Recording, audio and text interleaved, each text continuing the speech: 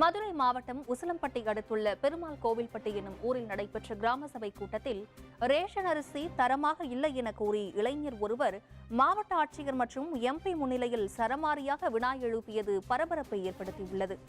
சாப்பிடவே முடியாது, எறும்பு கூட தின்னாது. அந்த அளவுக்கு ரொம்ப மோசமா இன்னைக்கு போட்ட அரிசி ரெகுலரா அப்படித்தான் வந்துட்டு இருக்கு. பெருமைக்கு சொல்லல, ஒரு முறை நீங்க சாப்பிட்டு பார்த்தா தெரியும், சாப்பிட இல்ல தெரியும். நாங்க தினசரி அந்த அரிசியை சாப்பிட்டு இருக்கோம், அந்த வழி எங்களுக்கு தான் தெரியும். போடுற அரிசியும் சரி, பருப்பா இருந்தாலும் சரி, என்ன ஒரு தடவை தான் கொடுக்குறாங்க மாசத்துக்கு, 2 மாசத்துக்கு 3 மாசத்துக்கு ஒரு தடவை என்ன கொடுக்குறாங்க.